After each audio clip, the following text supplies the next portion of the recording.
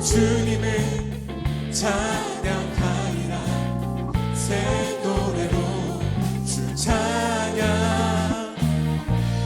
나는 주님을 찬양하리라. 새 노래로 주 찬양. 안녕하세요. 성덕교회 선생님들 만나서 반갑습니다. 저는 한성교회 4세대 팀장으로 섬기고 있는 유지혜 전사입니다. 만나서 반갑습니다. 이렇게 온라인으로라도 영상으로라도 함께 만나서 또 귀한 거룩한 고민을 함께 하고 또 다음 세대를 향한 이러한 모임을 함께 할 수 있어서 너무너무 감사합니다. 빨리 코로나가 사라져서 우리가 이렇게 얼굴을 좀 한번 마주보고 또 만날 날을 기대해 보겠습니다. 네, 제가 먼저 좀 기도하고 시작하겠습니다. 하나님 감사합니다. 오늘 우리가 이렇게 만나게 하시고 하나님의 은혜 가운데 우리가 함께하게 하심을 감사합니다. 하나님 성덕교회를 향한 하나님의 귀한 뜻이 있음을 믿습니다. 하나님이 보내주신 귀한 다음 세대들을 하나님 우리가 하나님의 뜻대로 하나님이 기뻐하시는 대로 하나님의 말씀대로 하나님의 사랑을 담아서 잘 양육하고 다음 세대의 귀한 하나님의 사람들로 자라나도록 우리가 마음껏 도와주고 애쓸 수 있는 우리 모두가 되게 하여 주시옵소서. 감사드리며 예수님의 이름으로 기도합니다. 아멘. 네. 저는 우리 선생님들과 함께 만날 때마다 이 말씀을 좀 먼저 나눕니다. 제가 교사를 시작할 때도 그리고 또 이러한 사역을 시작할 때도 이 말씀을 좀 깊이 이해하면서 또 기억하면서 말씀을 나누는데요. 히브리서 6장 10절 말씀입니다. 함께 읽을까요? 하나님은 불의하지 아니하사 너희 행위와 그의 이름을 위하여 나타낸 사랑으로 이미 성도를 섬긴 것과 이제도 섬기고 있는 것을 잊어버리지 아니하시느니라. 아멘. 하나님은 불의하지 아니하사 너희 행위와 그의 이름을 위하여 나타낸 사랑으로. 여기서부터 너무 귀한 말씀이지 않습니까? 이미 성도를 섬긴 것과 이제도 섬기고 있는 것을 잊어버리지 아니하시느니라.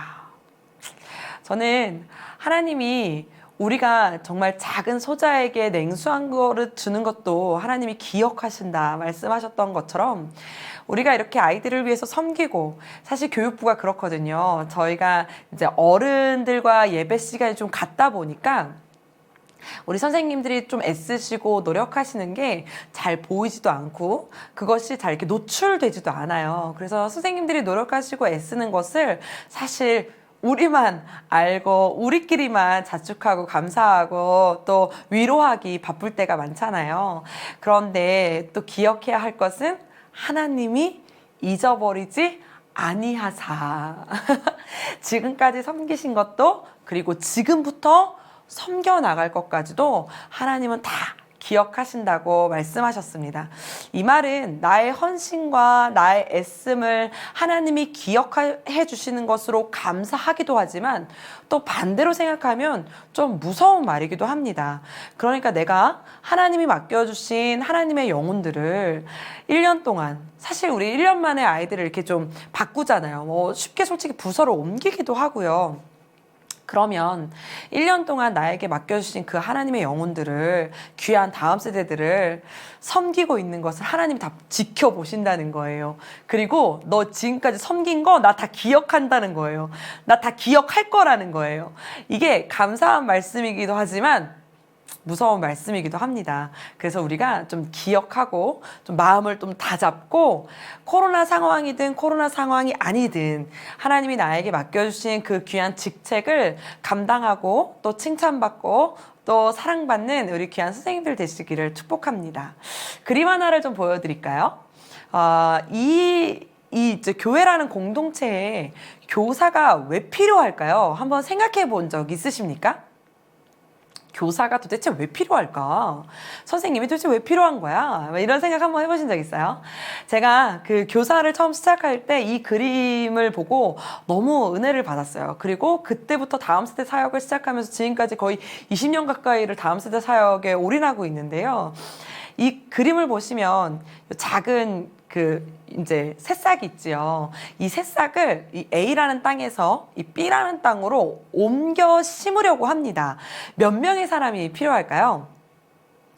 저 혼자도 할 수 있을 것 같지 않습니까? 그냥 작은 모종삽 같은 걸로 이렇게 그냥 퍼가지고 이렇게 옆으로 땅으로 옮겨 심어서 잘 다듬어주고 뭐 양분 주고 뭐 잘 관리만 해주면 어떻게 살아날 확률이 얼마나 될 것 같으세요? 네, 거의 살아나겠죠.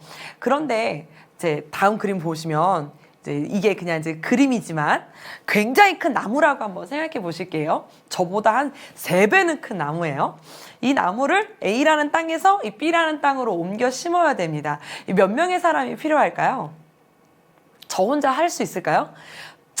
저 혼자 삽으로 파다 제가 파이겠죠. 네, 할 수 없게 딱 봐도 생겼죠.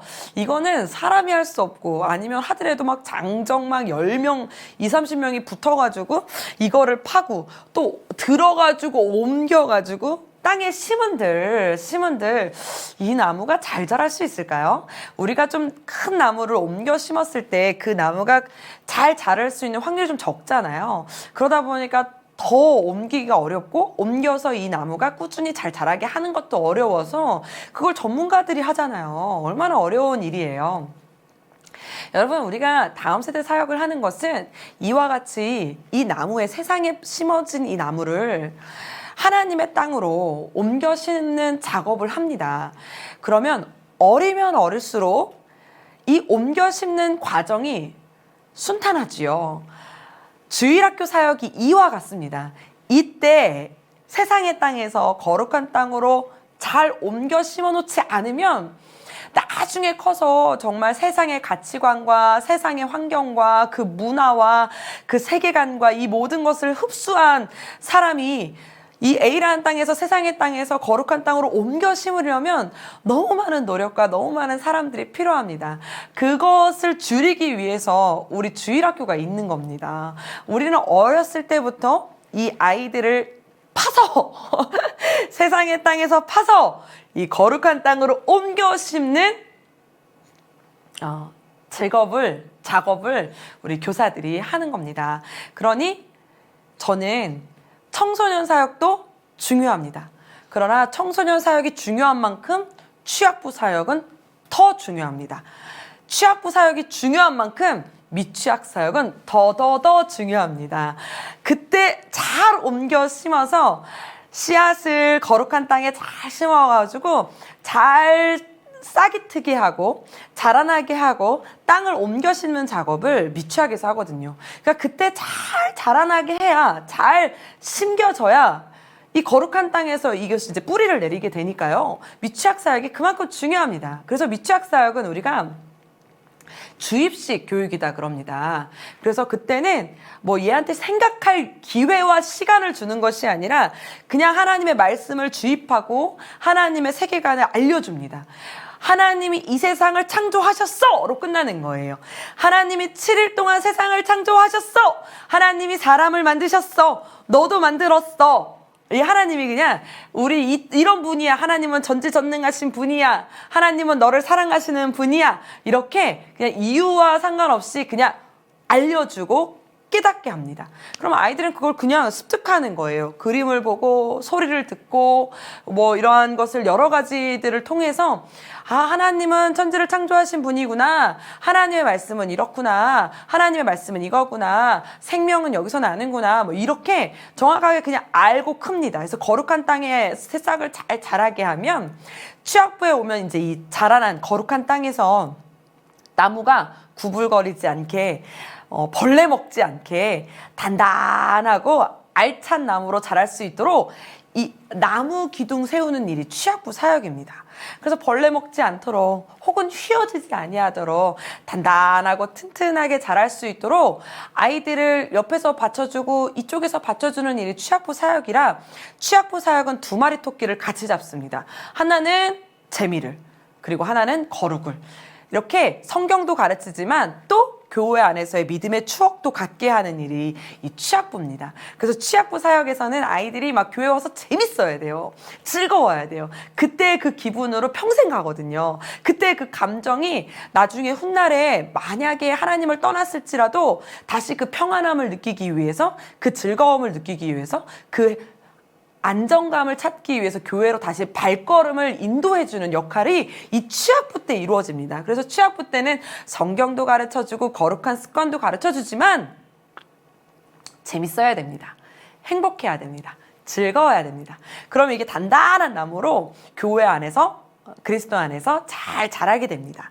나무가 잘 자랐으면 이제 뭐 해야 될까요? 꽃을 피워야 되겠죠. 청소년 시기가 바로 이 꽃을 피우는 시기입니다. 그래서 이제 미취학 때는 막 주입해서 우리가 거룩한 하나님을 알았다면 취학부 때부터는 그래서 천지를 창조하신 하나님이 너의 하나님이야, 나의 하나님이야 라는 것을 배우면서 스스로 믿음을 고백하게 되고 신앙 고백을 하게 되는 그것을 이제 배워나가거든요. 그러면 청소년 시기 때는 이제 아이들이 한번 이제 2차 성징을 하면서 가치관이 막 바뀌어가기도 하고 다시 막 자아를 성립하기도 하는 이때에 믿음의 자존감도 믿음의 자아도 뿌리 내리는 것을 막 열매를 맺게 되는데 청소년 시기 때부터 아이들이 하는 것이 무엇이냐면 그래서 나는 무엇으로 하나님께 영광을 돌릴 것인가? 하나님이 나를 왜 만드셨나? 하나님이 나를 왜 사용하시나? 나는 어떠한 모습으로 하나님께 쓰임받을 수 있는 것인가? 라는 것을 이 아이들이 깨닫게 되어집니다. 그러므로 청소년 시기 때 꽃을 피우고 나는 그래서 이렇게 비전을 세워야지. 나는 이렇게 하나님의 기쁜 사람이 돼야지. 나는 이렇게 하나님의 영향력 있는 사람이 돼야지라는 것을 좀 작정하고 또 결단하고 또 꿈을 꾸고 하는 작업이 이 청소년 시기 때 펼쳐집니다. 그러면 청소년 시기 때 잘 펼쳐진 친구들은 이제 작년부 때 가서는 정말 열매로 하나님의 정말 영향력이 있는 리더자로 성장해 나가는 거죠. 그러니까 어느 시기 때만이라도 불필요한 시기도 없고 부족한 시기도 없고 대충 해야 될 시기는 절대 없음을 우리 선생님들이 기억하셔서 내가 맡은 내 아이들을 잘 이해해서 이때 내가 이 아이에게 줘야 되는 거룩한 습관, 추억, 거룩한 교회 생활, 그리고 재미, 믿음의 추억들을 마음껏 전달해 주시는 우리 성도교회 선생님들 되시기를 축복합니다. 이 교사라는 직분은요, 교회에만 있는 이유가 있습니다. 아이들은 교회 학교에만 이 교사라는 직분이 있는 이유는 아이들은 스스로 구원의 방법을 찾기가 좀 어렵습니다. 그렇죠? 어른들은 솔직히 뭐 좀 힘들거나 좀 사는 게 좀 버거우시면 스스로 막 새벽 예배를 작정도 하시고 막 누가 시키지도 않았는데 막 철야를 하시기도 하고 막 두 손 들고 하나님 살려주세요 막 이렇게 기도도 하시고 하시거든요. 그런데 뭐 아이들이 갑자기 살면서 나 좀 힘들다고 갑자기 교회를 찾아와서 주님 하면서 엎드려지고 두 손 들고 회개하고 주님을 찾는 아이들은 전 본 적이 없습니다. 아이들은 어른들이 인도해주고 어른들이 아플 때는 하나님한테 오는 거야. 너 좀 마음이 답답하고 슬플 때 주님 앞에 기도하는 거야. 그리고 너를 인도하시고 너를 지켜주시는 분은 살아계신 하나님이야 라는 것을 어른들이 그 길을 알려주는 거잖아요. 그래서 아이들은 이제 스스로 구원의 방법을 찾기 어렵기 때문에 선생님들이 그 역할을, 그 길을 안내해주고 열어주고 그러한 것을 이제 만들어주시는 역할이 선생님들이세요. 이 비대면 시대에요. 교사의 존재 여부가 여과 없이 드러났잖아요. 정말로 선생님들이 저한테 이러한 얘기를 하시는 선생님들이 계셨어요. 비대면 시대가 됐더니 내가 할 일이 없다는 거예요. 선생님들이 뭘 해도 할 게 없다는 거예요. 여러분 아닙니다. 이 비대면 시대가 돼도요. 선생님들이 하셔야 할 역할이 정말 많습니다. 아이들은 스스로 예배를 드리는 방법을 잘 찾지 못합니다. 내가 만약에 어렵고 우울하다고 해서 그 우울을 해결하기 위해서 내가 스스로 나온다든지 밖으로 이렇게 하지 못합니다. 그래서 보호자가 있는 거고 그래서 인도자가 있고 지도자가 있는 겁니다. 선생님들이 이 비대면 시대에 선생님들이 그 역할을 잘 감당해 주지 않으시면 아이들이 그 역할을 그 길을 잘 찾아나가기 어렵습니다.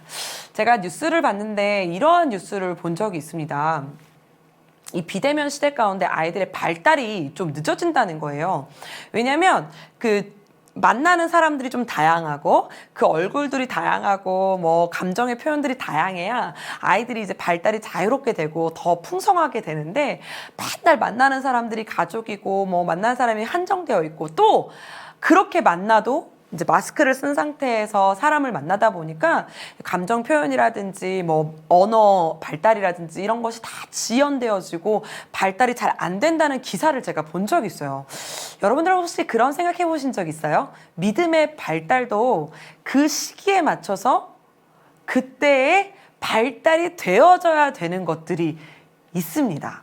이 믿음의 발달도 미취학 때 겪어야 되는 이 믿음 생활, 미취학 때 겪어야 되는 이 믿음의 언어들이 있습니다. 취학 때 겪어야 되는 이 갈등, 믿음 안에서의 거룩한 갈등, 그리고 취학부 때 겪어야 되는 뭐 기적의 현장, 기도의 습관, 뭐 이런 것들이 있잖아요. 청소년 때 겪어야 되는 또 부르짖음의 형태, 청소년 때 겪어야 되는 그 공동체, 거룩한 공동체에서 느껴지는 갈등과 아니면 위로, 이런 것들이 어렸을 때부터 차곡차곡 쌓여지는 것이 우리의 경험치가 되기도 하고 능력치가 됩니다. 그런데 그것이 지나가 버리면 그냥 시간이 그냥 흘러가 버리는 거예요. 그냥 시간이 흘러간다고 해서 이 아이들이 다시 그때로 돌아가서 믿음을 경험한다든지 거룩한 공동체를 경험한다는 거는 있을 수 없는 일입니다. 그러니 그때 주일학교 시기 때 겪어야 되는 그때만의 경험하는 거룩한 공동체의 힘이 있고 또 은혜 받는 그 은혜의 온도 차가 있습니다. 제가 이제 취학부 아이들 캠프를 이렇게 여름 성경학교 캠프, 뭐 겨울 성경학교 캠프를 이렇게 진행하다 보면요. 선생님들이 그런 얘기를 하세요. 초등학교 1학년 아이들이 무슨 기도를 합니까? 뭐 주여를 외치고 막 기도를 스스로 하겠습니까? 라고 저한테 물어보시거든요. 그런데 그 아이들이 초등학교 1학년 때부터 그러한 현장에 자꾸 노출을 시켜주고 아, 기도는 이렇게 하는 거구나. 오, 선생님들 기도를 저렇게 하시네. 찬양을 저렇게 뛰면서 찬양하시네. 언니 오빠들 저렇게 막 울면서 기도하네. 기도할 때 두 손 들고 기도하네. 말씀 들을 때 아멘을 저렇게 하는구나를 초등학교 때 1학년 때부터 그거를 잘 노출되어서 기도의 현장, 거룩한 현장, 믿음의 현장에 잘 노출된 아이들은 어김없이 초등학교 3학년쯤 되면 스스로가 주여를 외치고 스스로가 기도를 하고 막 두 손 들고 아멘을 하고 막 스스로 회개를 하는 아이들을 제가 너무너무나 많이 보는데요. 그것이 잘 노출되지 않고 이게 너무 어려운 거예요. 그러니까 여러분 아시죠? 우리가 교회를 오자마자 갑자기 두 손 들고 막 기도하고 찬양하는 거 아니잖아요. 교회 처음 오면 어색하지요. 찬양하는 거, 박수 치는 거 어색합니다. 아멘하는 거 어색합니다. 어른들조차도요. 교회 와가지고 막 기도한다 그래서 막 주여 하는 그거 어색합니다. 그런데 그냥 오자마자 아이들 보러 막 은혜 받아라 막 뭐 눕히고 막 때리고 뭐 선물 준다고 얘네가 은혜 받을까요? 아니에요. 이 교회라는 곳은 아이들도 익숙해져야 되고 예배 형태도 익숙해져야 되고 찬양하는 것도 익숙해지고 내 목소리를 내는 것도 익숙해져야 돼요. 그래서 우리가 소그룹 나눔도 자주 해야 아이들 스스로 간증도 잘 할 수 있고요. 그 막 기도 제목도요. 나눠본 애들이 기도 제목 나누죠. 갑자기 오자마자 저의 기도 제목은요. 이렇게 나눈 아이들 없습니다.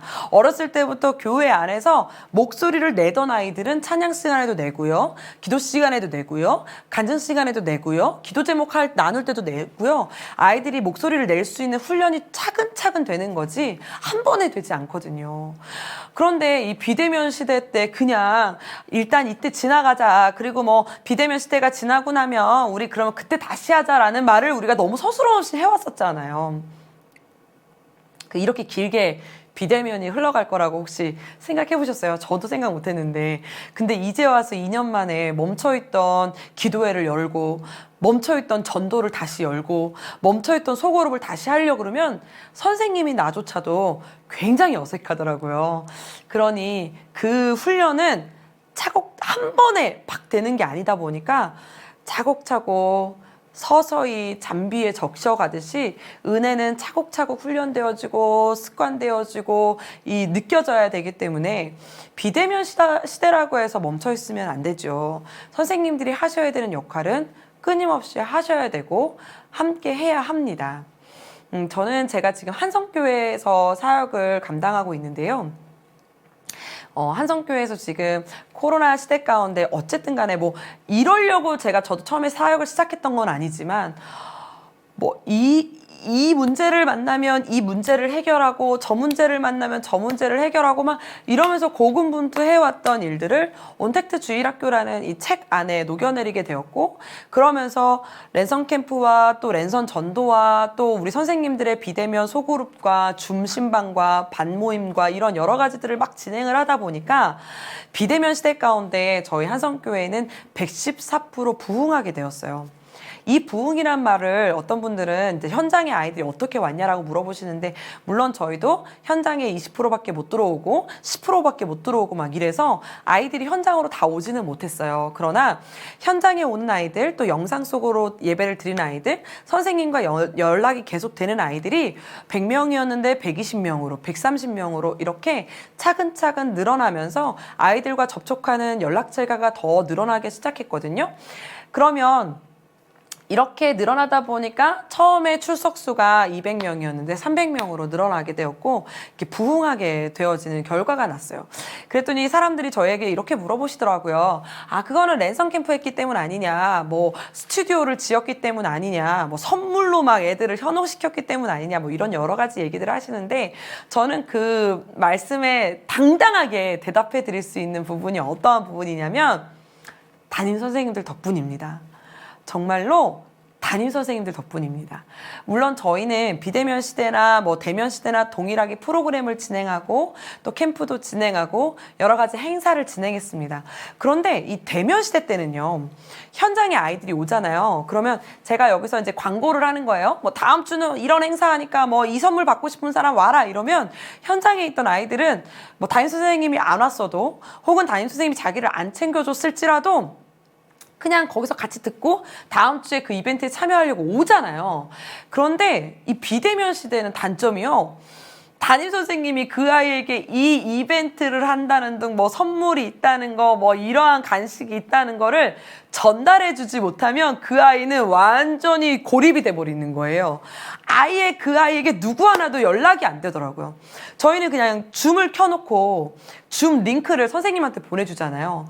그 선생님이 그 반 아이들한테 연락해서 그 아이가 들어오지 못하잖아요.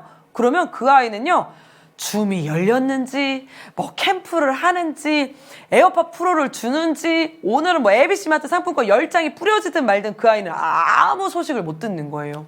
그러니까 어떠한 비대면 시대, 어떠한 캠프든 어떠한 프로그램이든 뭐 어떠한 행사든 뭐 여러 가지 저희가 프로그램을 진짜 많이 했습니다. 그런데 그런 프로그램을 해서 부흥한 것이 아니라 담임 선생님들이 계속 움직여 주셨기 때문에 저희는 부흥했습니다. 그래서 저는 이 비대면 시대에 교사가 왜 존재하는지, 교사가 왜 있어야 하는지, 정말 주일학교의 교사가 얼마나 중요한 역할을 하고 있는지가 저는 정말 여과 없이 막 드러나게 되었습니다.